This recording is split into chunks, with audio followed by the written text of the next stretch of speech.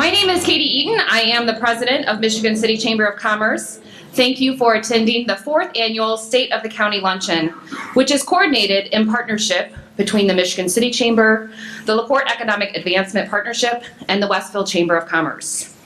We are thrilled to be hosting this event here in the beautiful Dworkin Center of Purdue University Northwest.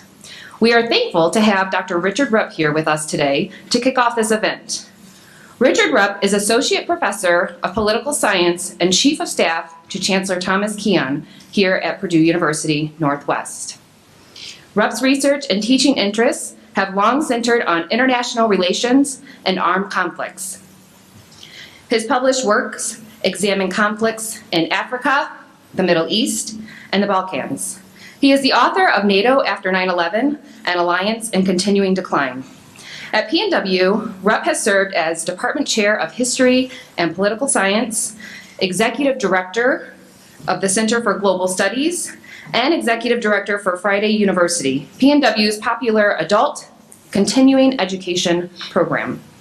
Rupp has long championed study abroad and has facilitated numerous student-faculty experiential learning experiences. As Chief of Staff to Chancellor Keon, Rupp works closely with the university's mission on the 2 campuses and in the community. Ladies and gentlemen, Dr. Richard Rupp.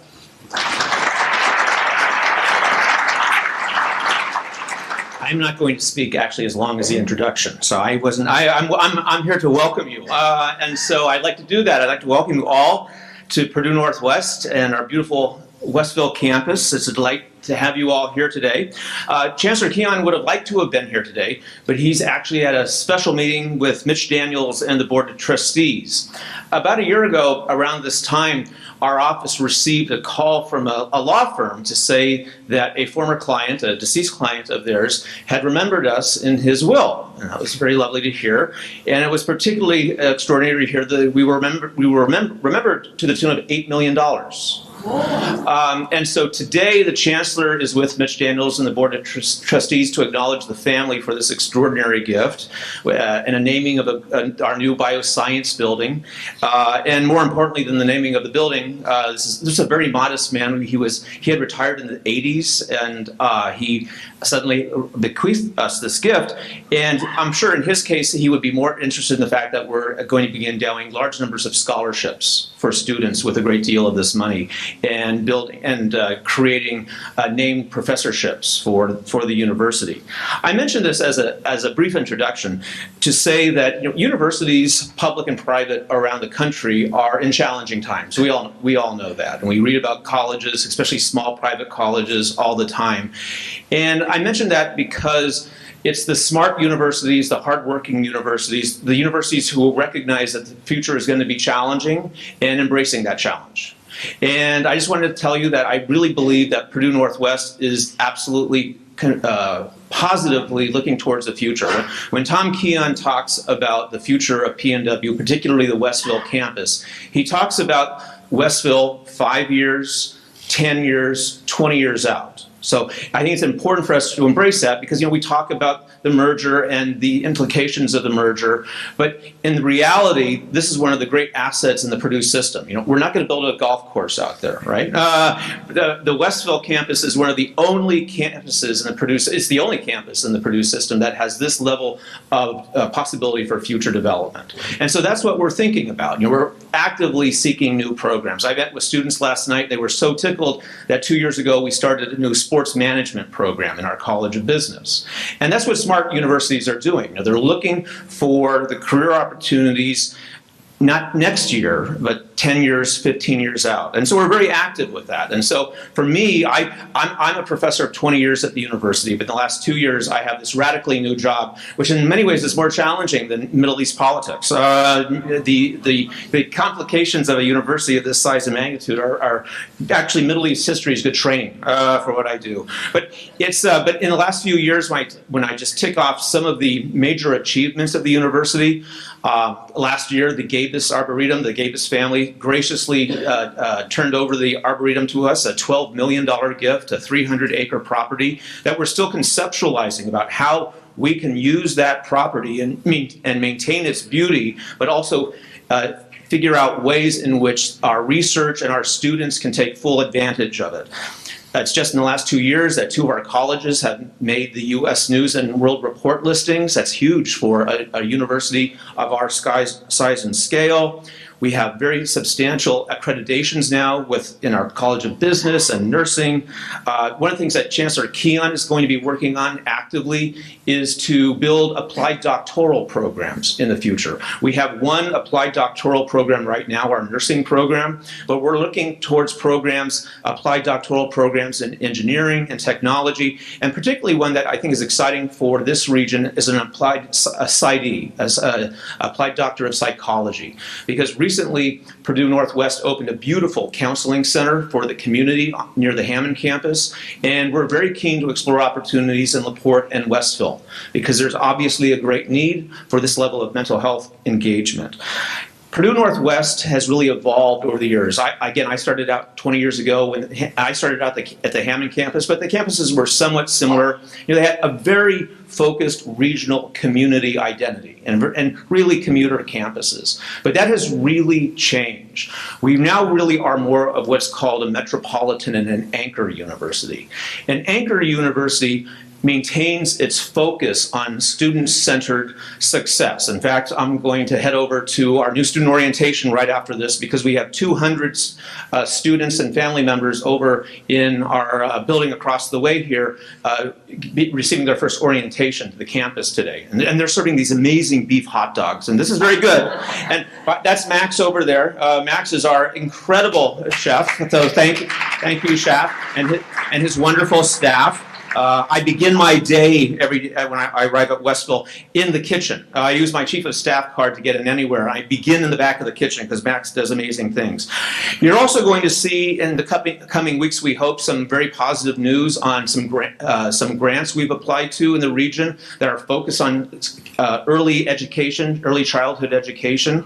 So in the spirit of being an anchor university, I would say about 40% of my time is actually not so much at the 2 campuses, but actually in the community. Because Chancellor Keon is focused on economic development in the region. He's focused on K through 12 reform. He's focused on healthcare. And all of these events, all of these measures require a great deal of engagement. Just in the last year, in the spirit of economic development, there's 2 major organizations in Northwest Indiana, historically known as the South Shore Leadership Center and the Society of Innovators. Chancellor decided to try to bring both of those institutions into the university. That was made possible by one of the best hires we've done in years. Sheila Brilson-Matthias is now executive director of both. And all of these sorts of activities there's a certain synergy going on, I feel, at the university. And this is the direction that we want to go. And that's why we want to work with all the chambers. So we're delighted to be hosting you all today. And I'm looking forward to your panel. I'll try to come back. But again, those hot dogs, really good hot dogs, Max. So I'd like to welcome you all here. Please reach out at any time to the university. If we want to make this university accessible to all the organizations in the region. And so when we can make this available, Maggie's in the room over here with Foundation. We're very keen to bring in teachers, anything that we can do to help. So thank you all very much and enjoy the afternoon.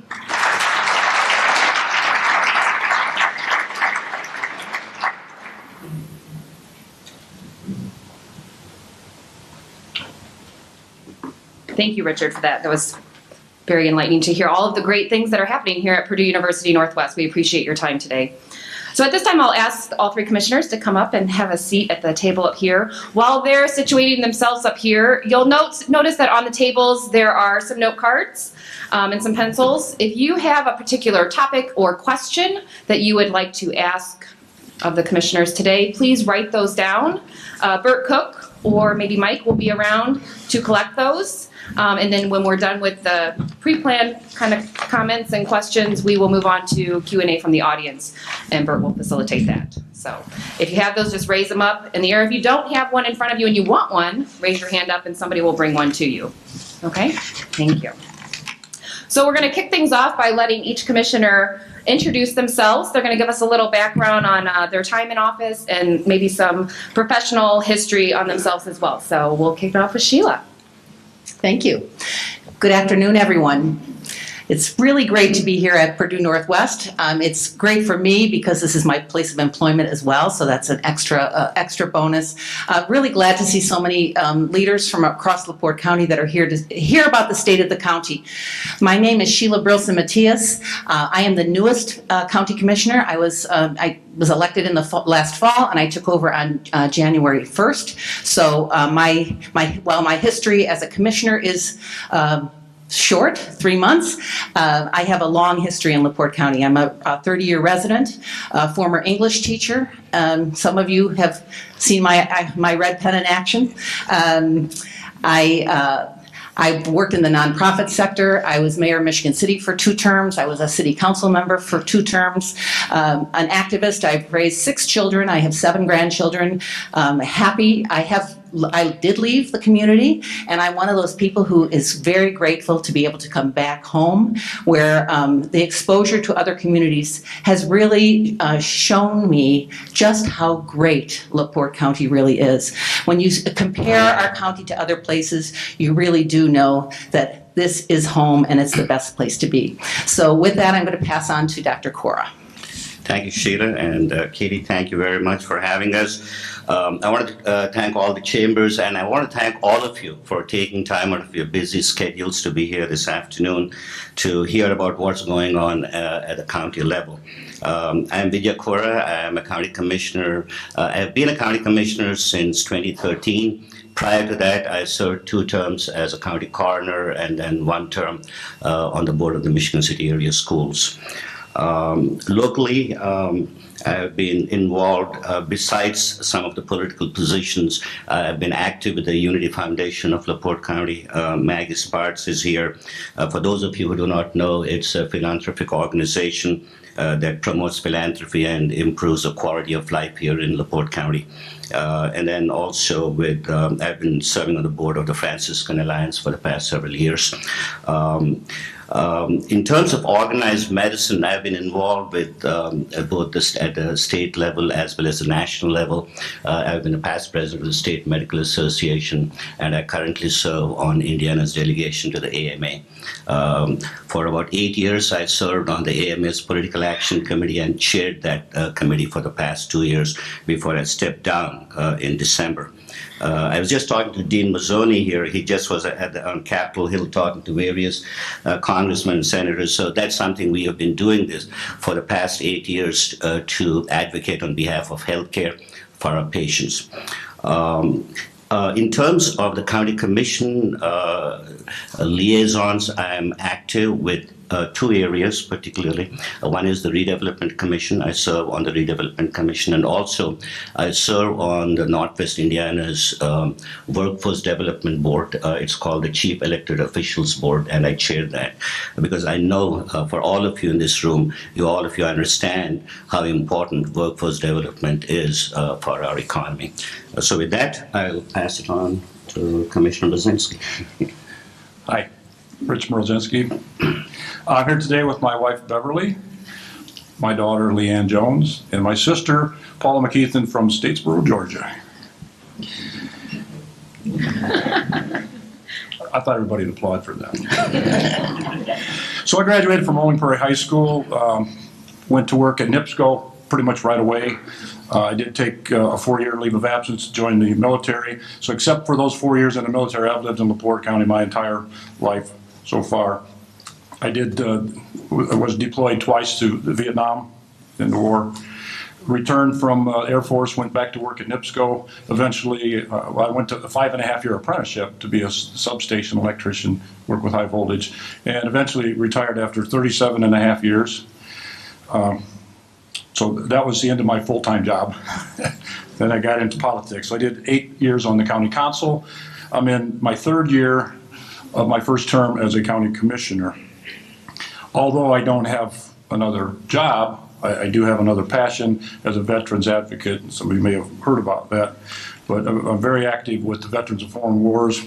Held several positions. For the last 8 years, I've been chairman of the National Legislative Committee for Department of Indiana. So I'm the liaison between the Indiana VFW and our congressman. And I was with my 8th term of that. And just like the week before last, I was appointed to the National Security and Foreign Affairs Committee. So I have not yet had my first meeting with that committee, but I'm looking forward to that. And earlier this year, we was at the Association of Indiana County Commissioners and found myself elected as Vice President of the Northwest District, and also appointed to the Legislative Committee. So I got to get better at saying no to things, I guess. But, with that, turn it back over to Katie. All right. So we're going to start off by looking at the past a little bit, and if each of you could talk about some successes that you've had in your term as commissioner, or things that have happened over the last year that you're proud of and that you think have made an impact on LaPorte County. Who's going? Whoever wants. Okay. I want all three of you to talk. So whoever wants to jump in first. All three at the same time? Well, I'll get started. As the newest commissioner, I did a little assessment and asked some of the department heads to give me some facts and figures so that we could talk about things that are really important to LaPorte County residents. I spoke with the auditor and asked her about our fiscal, what would you say would be a good fiscal report card? And she wanted to make sure that everyone knew that LaPorte County is fiscally sound. We have reserves.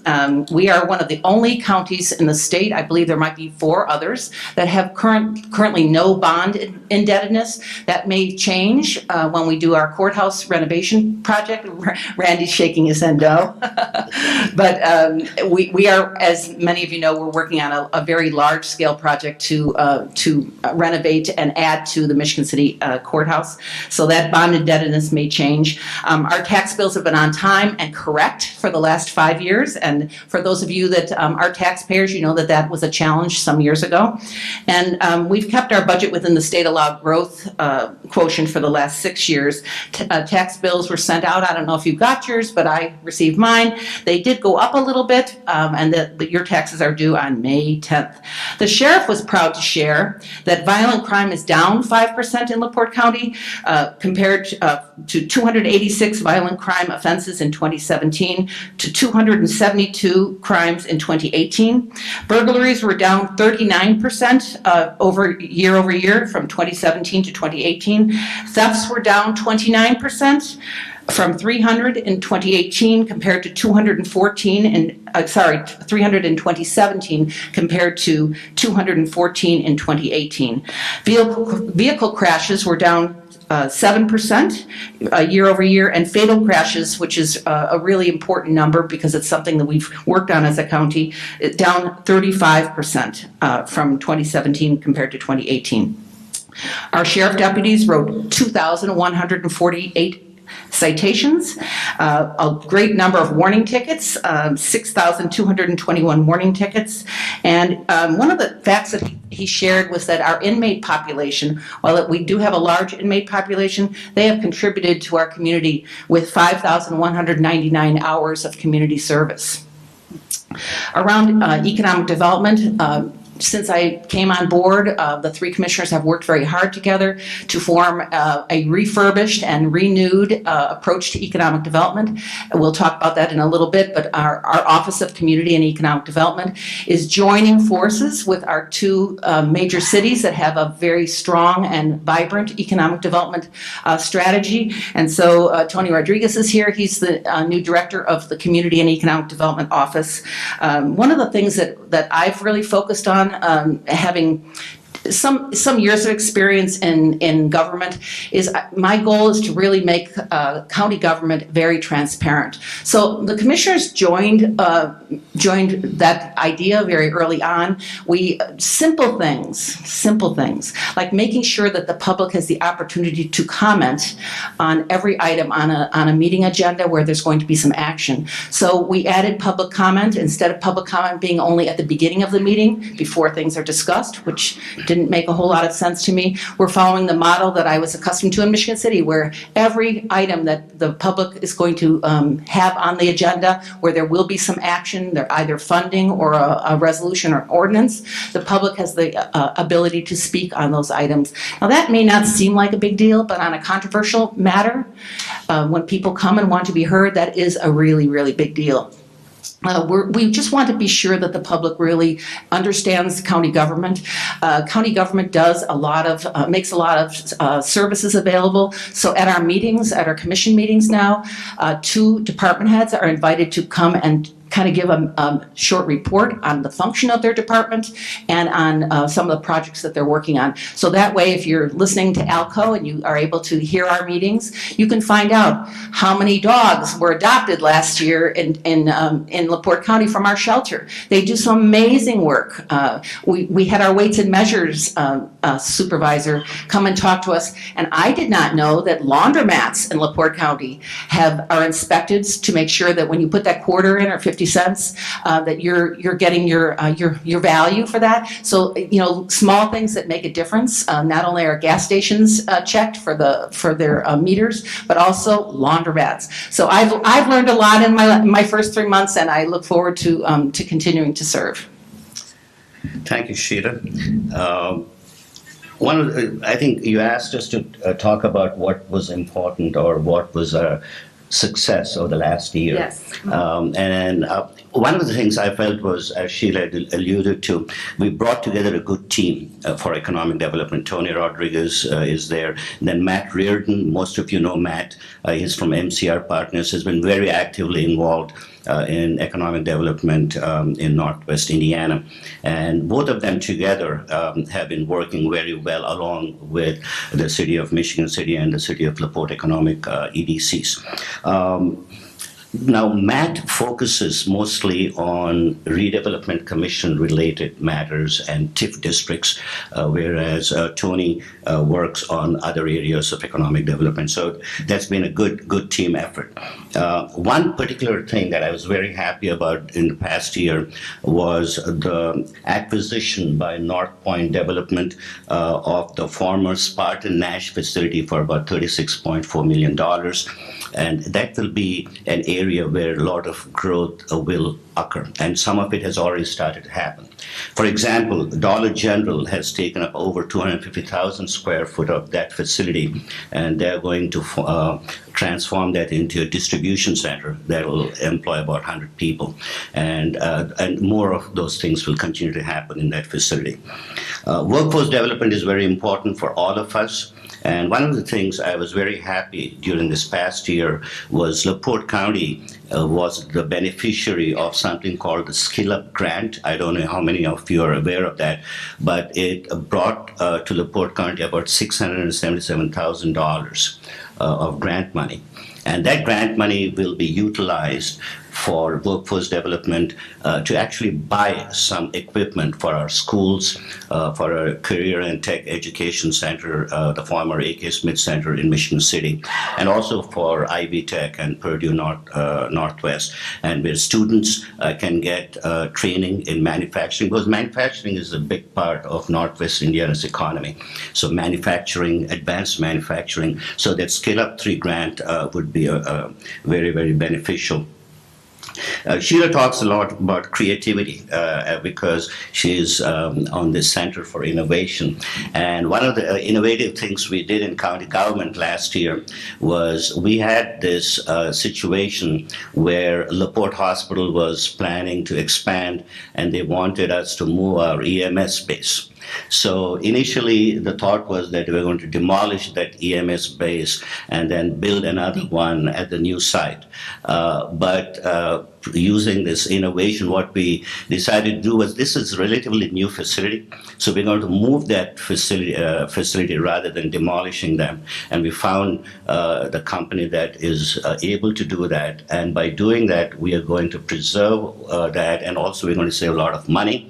And the money that is being saved will be utilized to develop the facility EMS base in Michigan City, and also probably create a new base in Rolling Prairie.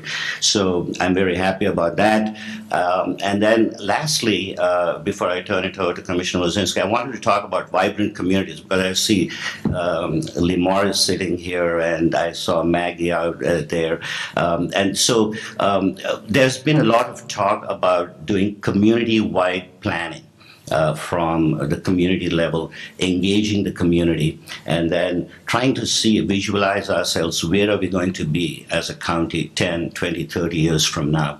So at the first meeting this year of the County Commission, we passed a resolution strongly supporting the Vibrant Communities Initiative, and we are trying to do the fundraising that way we have the resources to make sure that we can do this successfully. Unfortunately, the county cannot write a check because of the State Board of Accounts rules, but we are going to contribute sweat equity for that, and Tony Rodriguez, and there are several members of the county government who will participate along with all of us, the elected officials, to make sure that this program and this initiative will be successful. Rich, I'll turn it over to you. Did you leave me anything? I personally think one of the biggest things, well, actually it's three-headed, that I've had the honor of being associated with is the new Franciscan Alliance Hospital in Michigan City. It's a marvelous thing. I got to be there for the grand opening. Dean Mazzoni, what a great guy and what a great leader he is there. It's a beautiful facility. I'm looking forward to, we've been in a lot of negotiations with LaPorte Hospital. Ashley is very, very thorough, very good at our planning of that new hospital. And then Beacon Health and Franciscan, they've putting a smaller hospital in at what we used to call the I Street Clinic. So 3 new hospitals right in LaPorte County. It's amazing to me. Bridges, we've got the bridge, the Simcox Bridge right beside the courthouse. If you've driven by that, you know what a pleasure that is. It's really put a kink in the way we do things at the county, because it took up a lot of our parking. So we've had to negotiate with the city to get some additional parking, and that's working out okay. A few things at first. And then the other bridge would be the Michigan City Drawbridge. What a deal. We just put a whole lot of money in that bridge, and you got to take my hats off to Andy Ski out at Marquis Electric. Those guys are amazing. They know that bridge inside and out, and it actually works now better than it has in many, many, many, maybe since it was new, I don't know. But the thing is, it's 80 years old, a little more than 80 years old. So it could work for 10 more years, it could work for 10 more days, you never know, because it's a really old, and you just can't go out and buy new bridge parts. You know, you have to use the same kind of stuff and have to actually make parts for it. And even in the great condition it's in now, I'm sure we're going to have to do maintenance on it every year because it is old, and as things break, we got to be fixed. It's very, very important to Michigan City and to the lakefront and to CVB that we keep that open, because there's so many things go on at the lakefront. And you never know what you're going to get. When they opened that bridge up this year, they found stuff in there, and they decided, you know, anything we can fix, let's fix it. So hopefully it's going to work for a long time. We had a really major deal with it last year, if you remember. We had it out of service for a while. The conduit underneath was just not functioning properly anymore. And a lot of things depended on that. So I had to take the conduit out, put in the new conduit, and we discovered that there was a water main left that used to feed the Smith Brothers factory, cough drop factory there, where they have the nice park now. Well, when they did that, they failed to put on the blueprint that it was still there. The water main was still there. Well, we found it with the directional boring machine. It flooded the National Guard Armory. That was an additional whole bunch of money. But it's just one of those things, we got to have the bridge, or we got to replace the bridge. And we are in negotiations to possibly build a new bridge. We're going to have to see how that goes. And other things that are old that we like to look new, if you've driven through LaPorte in the evening and seen the lights now behind all of the stained glass windows, it's really a beautiful sight. It is awesome. And since I'm in, my office is right across from the courthouse, I love hearing the bell again. We got the bell fixed so it rings on the hour, except after 9 o'clock at night, because we don't want to keep people awake. But it's a big county. We have a lot of projects and a lot of buildings and a lot of things going on that require a lot of attention. As I said earlier, I don't have a full-time job except for being commissioner. I'm pretty much there every day. And it's amazing to me how many different things that we're involved in and where the commissioners take an active role in, even with just people coming in the office every day because they have questions about this or that. And it's an awesome job, awesome responsibility. It's been a challenge, and I look forward to more challenges in the future. So Thank you. So since you brought up bridges and courthouses, could you we'll jump down to, if you could maybe talk about what the plans are going on right now with the two county courthouses and just kind of give everybody an idea of what that timeline is and what that looks like. Now, let me talk a little bit about what we are working on right now. That's the Michigan City Courthouse project. Initially, we had a plan that was developed, but the budget was coming up to about $24 million. Obviously, we need to work with our county council friends to make sure that there is adequate amount of money to cover some of these expenses. So what we went back was, with the help of our construction management team at Tan & Blank, we went back to the drawing table and then we said, can we do this at a lesser cost? So one of the suggestions that was made was to cut down the amount of space by about a third. And we were not too keen about that. And the reason for that is, if we were to cut down that amount of space, it will not meet the needs for today. Forget about 5 or 10 years from now. So when we are spending this kind of money, we want to make sure that our needs for the next 20, 30 years are met at least. And so we went back to the drawing board, and then we looked at some other plans wherein we were able to cut about $2 million from the project cost and still have the same amount of space. That way the courts, the probation, the prosecutor's office, and the individuals who use these facilities will have adequate amount of space. So as a commission, we unanimously we approved this latest plan, and then it'll be going in front of the council, and we are hopeful and optimistic that the council will also bless that, and that way we can move forward.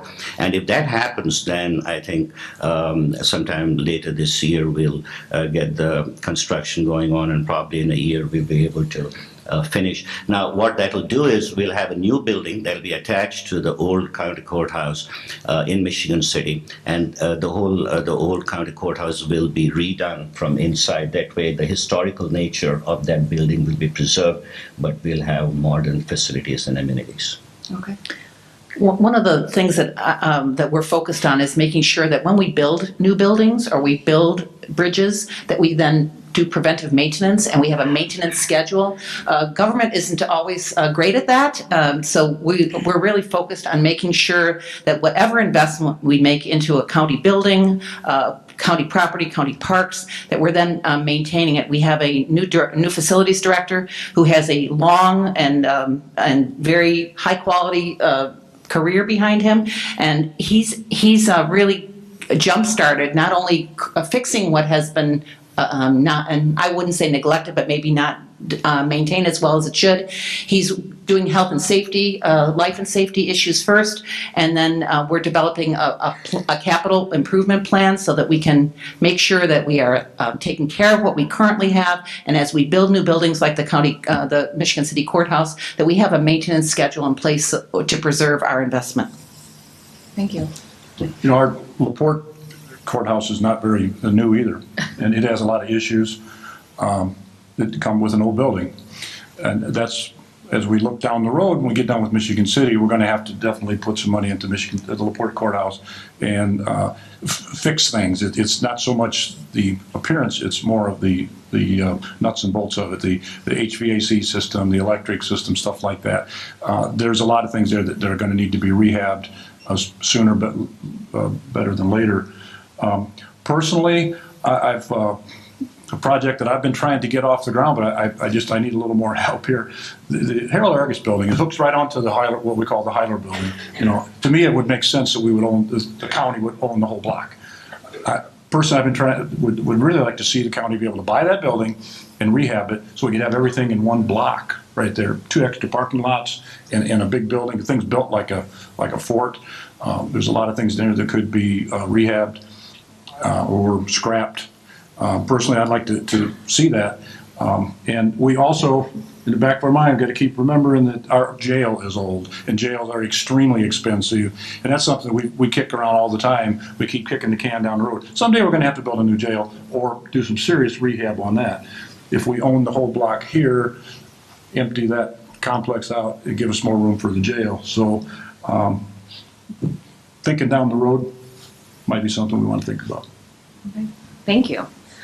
So I want to move on to the Office of Community and Economic Development that you talked about earlier, Sheila. If you can maybe give us how that came about, who are the partners that are involved in that, what does that look like, and what kind of impact is that going to have on economic development in the county, specifically the rural areas, as we move forward in the future? So the office name was changed from the Economic Development Department to Community and Economic Development, and that was a very intentional choice of words.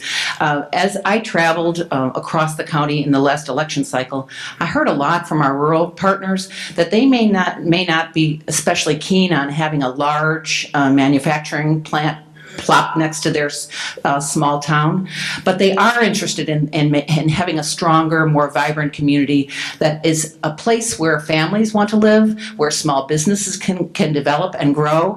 And so the aspect of community building, placemaking is really important. So while a small community may need money for a park, for example, or streetscapes or sidewalks, that is critical to that smaller community. Whereas we talked about Michigan City and the bridge, and we talked about the courthouses.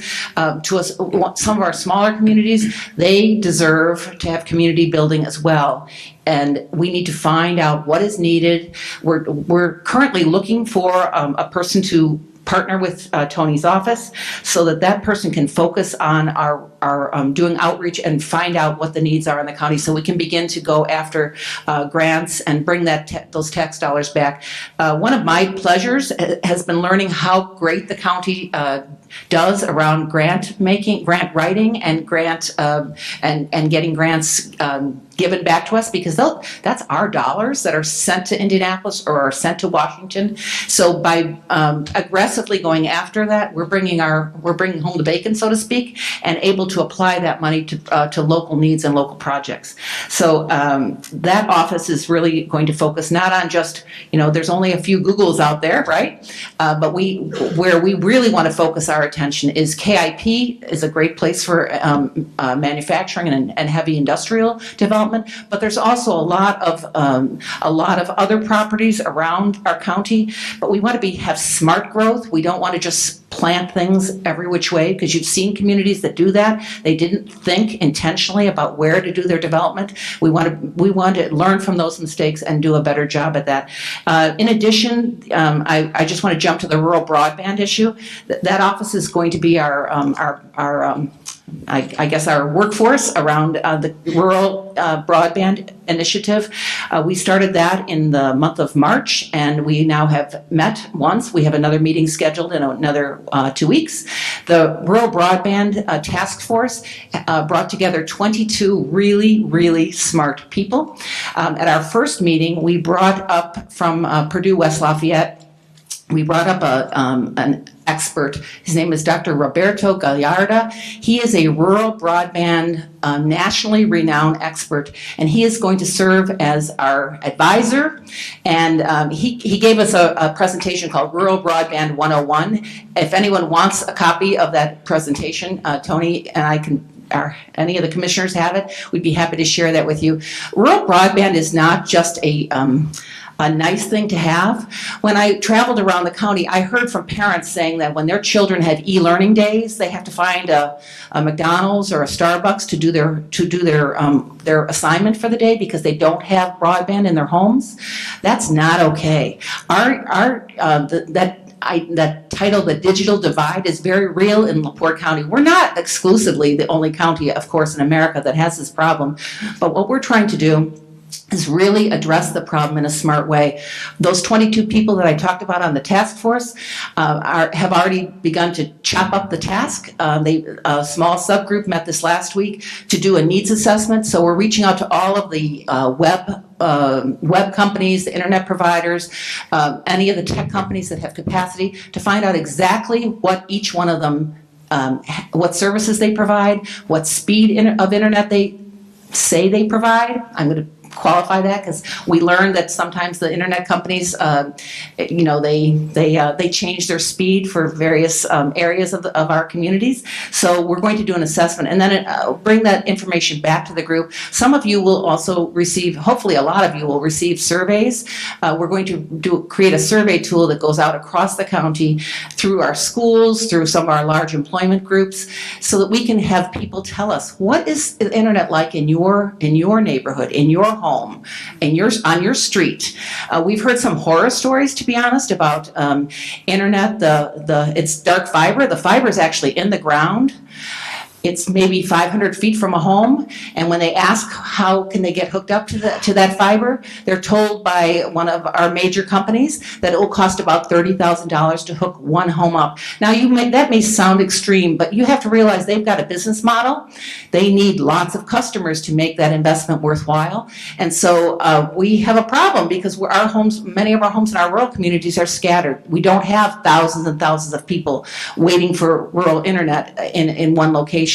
So we've got to figure out a public-private partnership to be able to balance that and make it a good risk for our companies to build the fiber that we need. It's not only for education, healthcare needs good internet, and so does business. So we want to be intentional where we develop businesses, but if we don't have a broadband available, companies will not look at LaPorte County. So we're trying to take a long view of our development. It's not just for this year, but like sewer and water and wells and septic tanks and all those kinds of things that are required for a business and for homes. Internet is now pretty much a utility. Everyone needs internet, and so we want to, as a county, to figure out what other counties have done that has worked well, what mistakes did they make. Some of them made some very expensive mistakes. We want to learn from that and help our county grow in a smart way. I want to thank Sheila and Tony for their leadership on this rural broadband. Thank you, Sheila, because it's such an important issue for our rural communities. Before I became a county commissioner, I did not realize how important the agricultural sector was to the LaPorte County economy. And it's huge. And we need to make sure that we support them, and we will. And part of it is rural broadband, because in the past it used to be roads and all those kinds of things for infrastructure, but today it's how we connect with each other, and rural broadband is a great example. In terms of partnerships, Tony has had a very good working relationship with both Michigan City and LaPorte, so I think those partnerships will continue. And here is our view from the Commission, that whether the economic development happens in Michigan City or LaPorte or in the county, it is still happening in LaPorte County. So we want to welcome that, and we'll support it in whatever way we can. I think in terms of Office of Economic Development, we are going to continue to pursue the grants. Mitch Bishop is not here, but I want to put in a word for Mitch. Mitch is an extraordinary worker, a great worker, and over the years he has worked hard to get a lot of grant money, but he's stretched thin. And we're going to continue to work through the Office of Economic Development to make sure that we get as much grant money back into our county as possible. As I mentioned earlier, workforce development is very important, and we fought hard to bring the Work One office back to Michigan City a few years ago.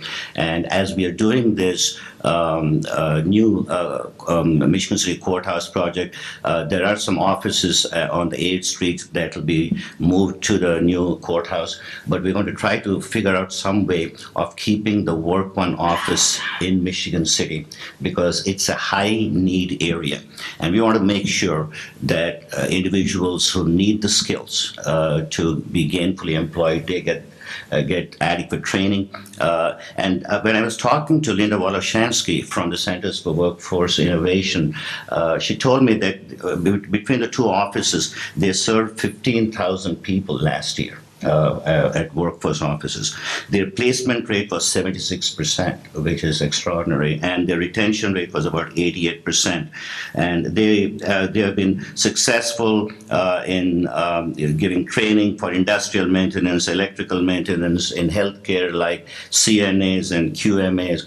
CNAs are certified nursing assistants, and QMAs are qualified medication assistants. So there are all kinds of jobs that are available out there. There are jobs in the retail sector, and they need some training in customer service for that, those kinds of jobs. So Work One is working hard to make that happen, and we are going to support them to make sure that they continue to provide the services to the people in our community. Well, we all know that new business is great. Bring in new business, new ideas, new things.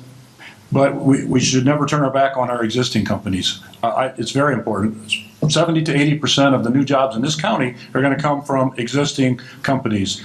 Tony's predecessor, Mike Seitz, and I had a program where we would go out and meet with different companies in the county. I'm hoping we get that program going again. It's very important. We have a regular program to ask specific questions about their business and what we can do to help them, or how we can hook them up with somebody else that can help them, whatever their needs are. And we find out that, we always hear, especially when somebody's running for office, we need jobs. Actually, what we need is people. Just about every factory or company that Mike and I visited said, we could hire a couple people, but they seem to have an issue. Well, number one, the drug problem, which is something we haven't touched on yet, but that's a big deal. Finding somebody that can pass a drug test. Finding people that want to come to work. And yes, you have to be on time every day. You have to be there all day, and you don't get a vacation after your first month. So it's an issue, but dealing with the existing companies, and that's something that we need to get back to doing. Infrastructure is another big deal. I was part of the county council that helped to get the regional sewer district going. And our first big project, they hooked the sewer line up between LaPorte and Rolling Prairie. Saved some businesses, saved some homes, and over the last year or so, that regional sewer district has cut a deal with the Indiana Toll Road north of Rolling Prairie to take over the sewer and water system there. And that's going to afford us to hook up the rest of Rolling Prairie. So you got an unincorporated town of Rolling Prairie that's going to save their homes and their businesses by having a sewer system there. Pretty cool. Also will give us future expansion down the toll road to Saugony Lake. There are other communities in LaPorte County that need similar help with sewer and water, and I'm hoping that those communities do like Rolling Prairie did. You get your business owners together and you say, we need a plan. You go to the regional sewer district and you figure it out how to get it done. The infrastructure is very, very important.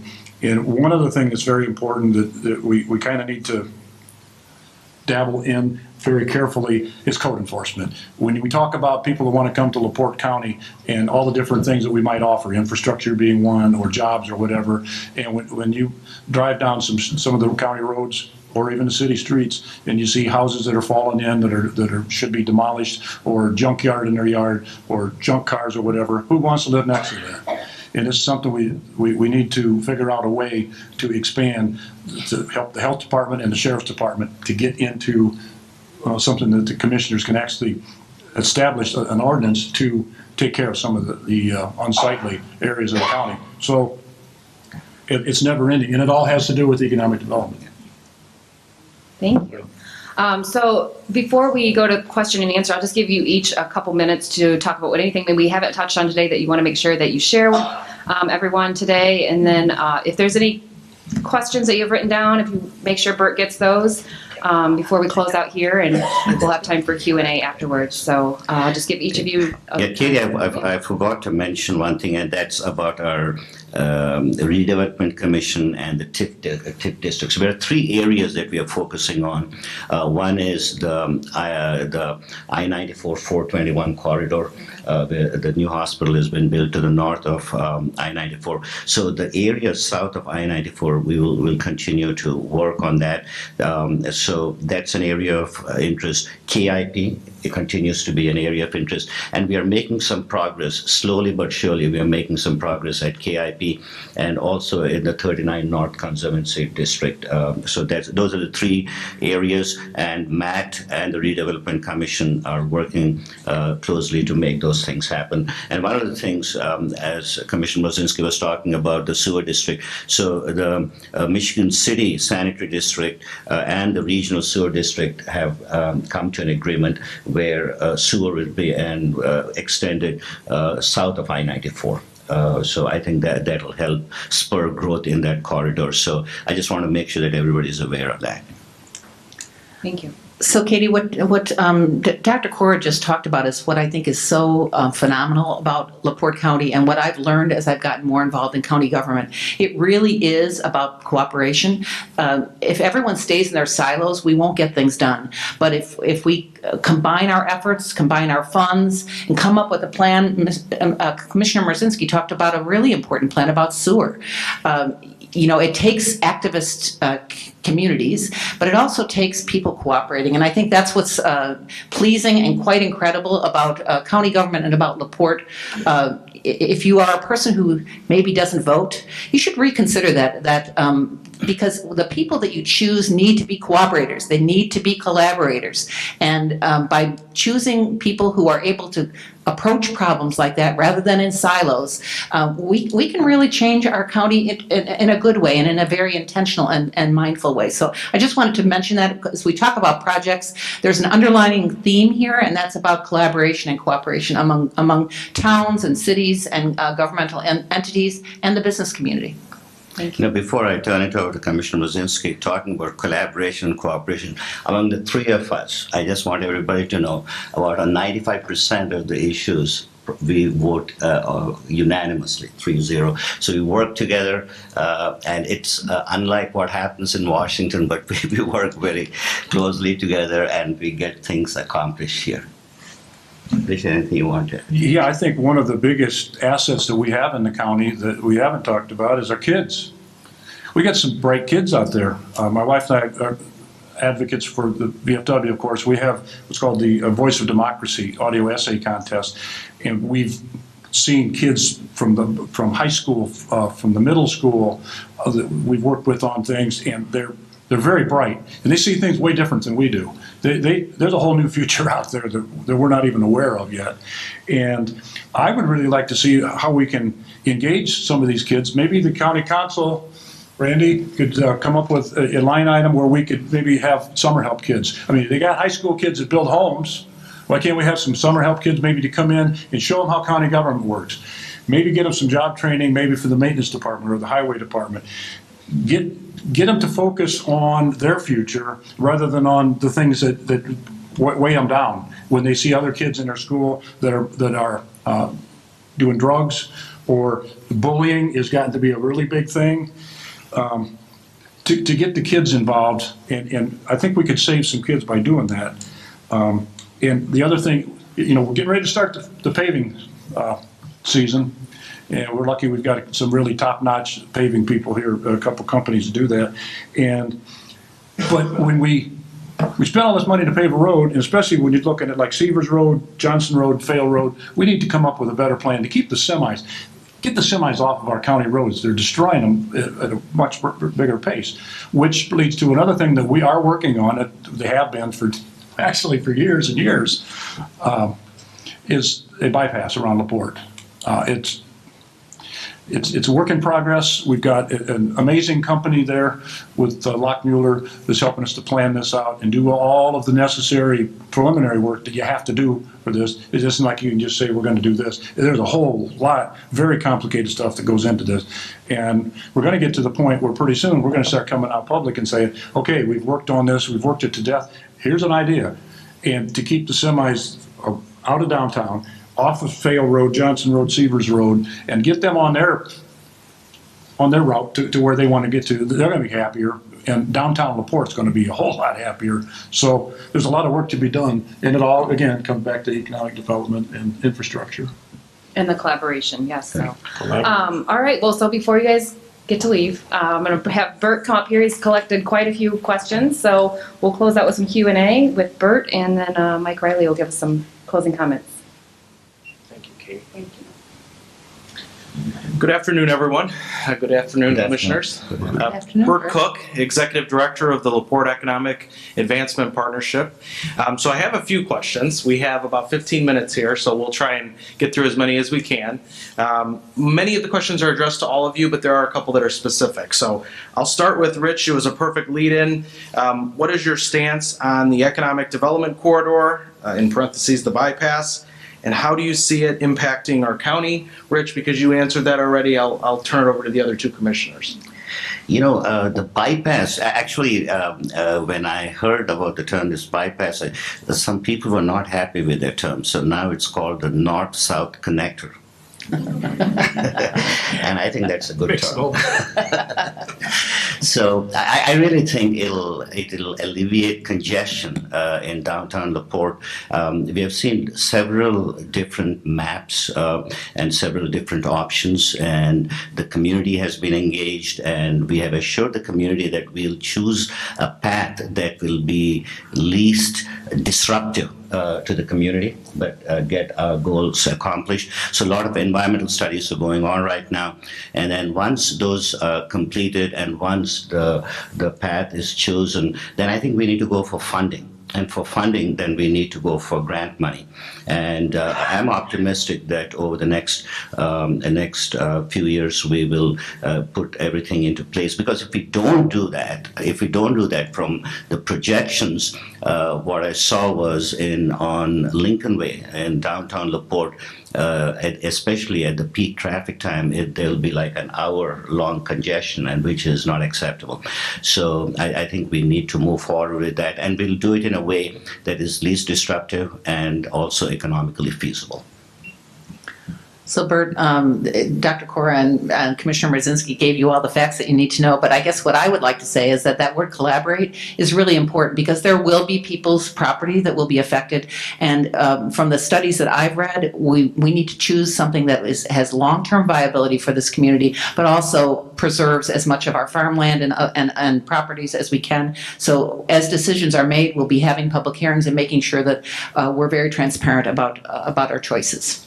Thank you. Again, this is for everyone. What are your plans to help South County thrive? And Rich, maybe we'll start with you on that one. Well, one of the big projects right now that affects South County is the US 30 coalition. US 30 is a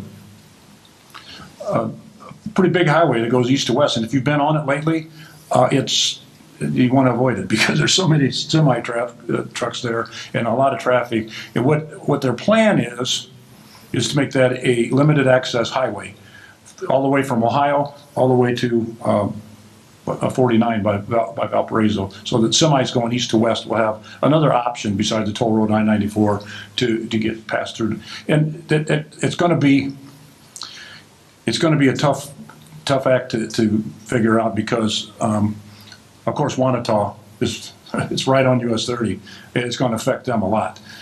And it's going to affect a lot of farmers there. And that's kind of where I've got my hang up there, is affecting the farmers. This coalition is working. They're actually in Warsaw, Indiana. The Warsaw mayor is kind of the head guy on this. And what they want us to do is to have a seat at the table to help plan this. I think we should have a seat at the table and help plan this. So we've got a say in what happens in our county, because it's going to deeply affect the south part of the county.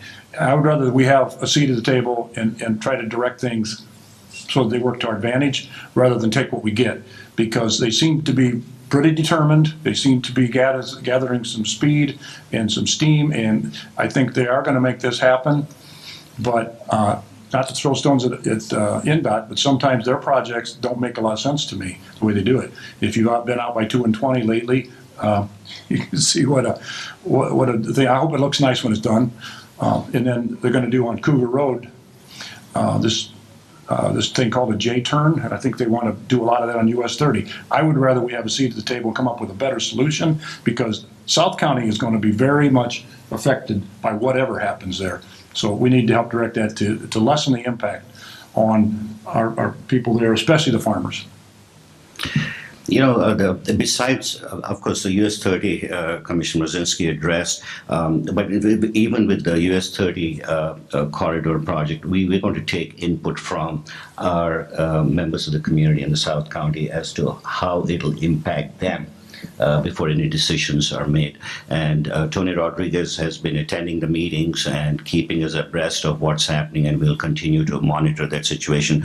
But the input of our farmers and residents in South County will be taken into consideration, because whatever you do, there are always two sides to it, and there are some benefits, there are some risks, and we need to have a balanced approach for that.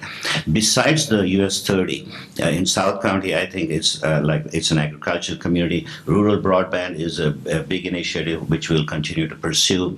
We are having dialogue with Farm Bureau to make sure that we understand what their issues are and see how best we can address them, and that's something we'll continue to do. I'm glad you mentioned Farm Bureau, because I mentioned 22 individuals who've volunteered to step forward on the Rural Broadband Task Force, and the Farm Bureau is present and very vocal, which is great. We want to make sure that we have a really good understanding, a good assessment of what the needs are in this county. And I think, the interesting thing about South County is they have a personality, and they don't need to change to be something that they aren't. I think we need to be real respectful of all of the flavors of our communities across our county. And one of the reasons we reorganized the office to be the Office of Community and Economic Development is so that we could preserve the beautiful characters and cultures that we have across our county and make sure that we understand what the needs are. So when we get that position staffed in that office, that person's assignment will be to make sure to connect the needs in our rural community and South County in particular, and make sure that we have a really good understanding. So when we're going after grants, we're not imposing what we think is needed. We're finding out what's needed, and then we're going to go after the money to make that happen. So another question for everyone. I understand there is a program to help fight the opioid problem. Can you give your impressions? Yeah. Oh my God. Opioid problem is huge. Being in the medical profession, I can say that it is multifactorial. Some of it was really driven by our over-aggressive approach towards managing pain, wherein the Joint Commission a few years ago said that pain is the fifth vital sign, and we have to control everybody's pain while they are in the hospital. So, and then the hospitals and the physicians and everybody they were evaluated and rated by how well we were controlling the pain. So now we have moved back from that. So, that caused some problem with prescription opioid problems. Okay, now, but besides that, there is also street drugs and things like that. It's multifactorial, and some of it is hopelessness among individuals. We see there is some decrease in the life expectancy, which is unfortunate. After life expectancy climbed for decades and decades, we have seen certain drop, and a lot of it has to do with problems related to depression and opioid crisis and mental health related issues. So it's a huge problem. As a medical community, we are working on it. Since Dean is here, I'll give him credit. When a new hospital was being built, there was a plan to leave the behavioral medicine unit at the old campus, at the legacy campus.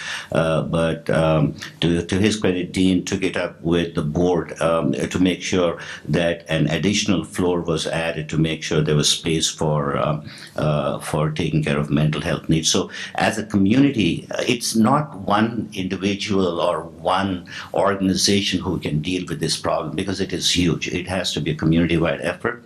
And it also starts with talking about this problem within our own families and making sure that people are taken care of. The stigma of treatment for mental health should be removed. It should not be stigmatized. People have mental health issues, so we need to take care of mental health problems. Now, one of the things all of you can help us in is to make sure that there is adequate funding for mental health at both at the state and the federal level. And when you talk to the legislators, congressmen, senators, make sure that happens. And there are not enough trained people. Like, for example, on behalf of the AMA, when we go to Capitol Hill, one of the things we ask for is adequate funding for graduate medical education. That way there are adequate number of residency slots for psychiatry to make sure that there are enough trained psychiatrists to take care of people with mental illness. There are not enough people. We try to recruit psychiatrists into this community. We can hardly find anybody. So it's a huge challenge. I remember Swanson Center was trying to recruit psychiatrists, and it took a few years to recruit a psychiatrist. So I think all of us need to advocate on behalf of mental health. And in terms of opioid, there is a state there's a bill in the State House right now where they're planning to open 3 opioid treatment centers in the state, one in the northern region, one in the central region, and one in the southern part of the state.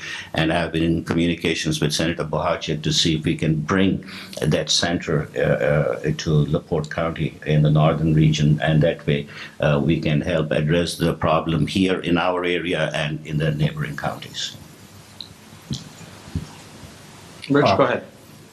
Yeah, one of the things that this commission did, I think it was last year, we signed on to a class action lawsuit against the manufacturers of opioids who have not done a very truthful job of advertising their product, not really expressing how dangerous these drugs can be and how hard it will be to quit.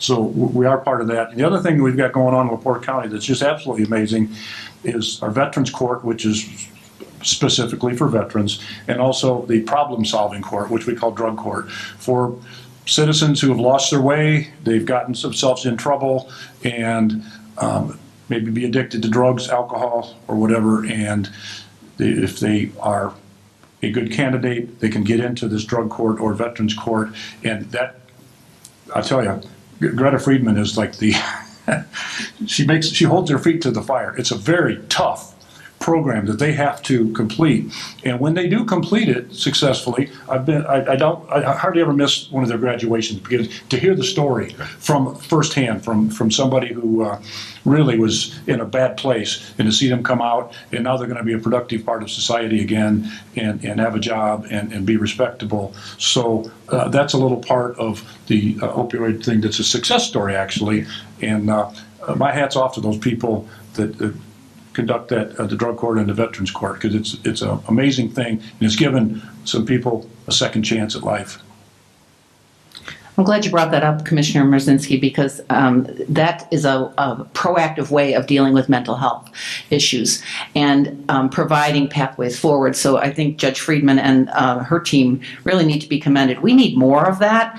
And I guess talking about the stigma of mental health, we also have in our county 2 very large jail facilities. We have Indiana State Prison and we have Westville Correctional, where the state has cut back on mental health programs. So instead of using that time where people are paying the community back for their mistakes or their crimes, we are warehousing people rather than using that time to help them learn the pathway forward that we just discussed. So I think that's something that we need to use our political will and our political power to make sure that the state knows that that's not okay. Those folks go back to the communities they came from. Some of them are from here. Some of them go back to their communities across the state. But if you put someone in prison and you don't do anything with them while they're there, you're not going to get a great result when that person comes back. The recidivism rate is very high, and I think that that's a problem that while it's easy to ignore it because they're behind big wires and walls, they still are human beings. And so I think the mental health crisis has affected our growing prison population. This morning I was at a meeting with the probation department, and they were talking about the county jail, where we have county corrections, we have a county jail that is very, very crowded, and the same issues are there. There's people that need help. They need addiction programs, and while they're in our jail, we need to treat them as humans. While they have made a mistake, they're paying back, and they are going to come back into our county. We want them to be better when they come back than when they went in. So I just wanted to mention that as an issue that we can't ignore. Katie, a couple of other things I want to talk about opioid. There is something called medication. Sorry, not Katie. Bert is here. So anyway, Listen, I've been called far worse, Dr. Lawrence. You don't look like Katie, I promise. I was addressing Katie earlier on. But anyway, medication-assisted treatment is something that's very important.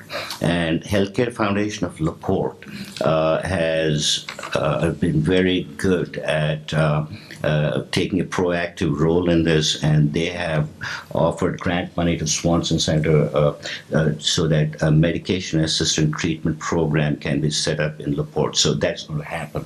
And that's something I wanted to emphasize. And talking about the jail and the county jail, we recently signed a contract with a new healthcare provider for the county jail, and they will make mental health and treatment of addictions a priority while they are in the jail, and then when they are being discharged from the jail or released from the jail, they will be hooked up with treatment programs. That way, outpatient treatment programs will be continued. So we are making efforts to make sure that with whatever we can do to make sure that while they are in jail and as when they're released from there, all these outpatient treatments are set up. So there were a number of other questions that were submitted. I think the commissioners will all hang around for a few minutes afterwards. So if you didn't get your question answered, please try and catch them before they leave. But help me give them a round of applause and thank them for being here today.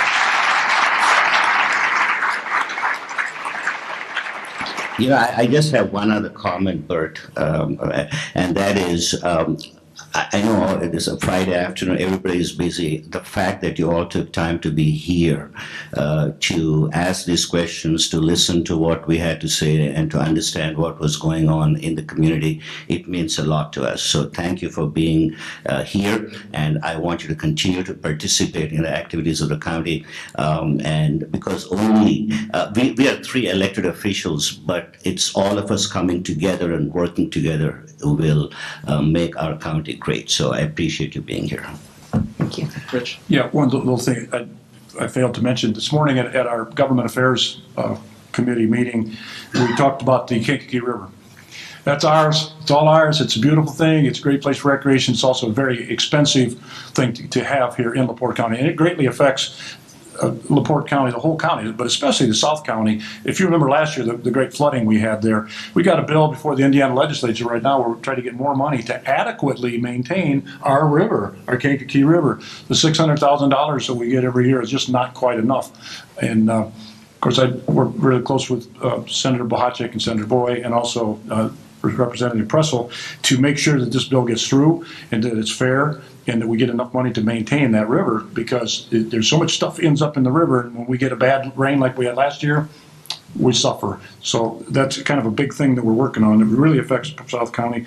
And one other thing, a real happy note I wanted to mention to everybody, the LaPorte County Fair, the oldest county fair in the state of Indiana, which I'm very happy and proud to be on the fair board. Next year, not this year, next year, 2020, will be the 175th year for our LaPorte County Fair. Very cool. So we're going to plan some big things. We're going to have the Budweiser Clydesdales there. Been feeding them for years. It's about time we bring them back. And also we're looking for some big name entertainment that we've all heard of. And so if anybody asks you, tell them about what I want Jimmy Buffett here, okay? That's my deal. So to close us out for the day, I'd like to introduce Mike Riley, President of Chamber Services for the LaPorte Economic Advancement Partnership.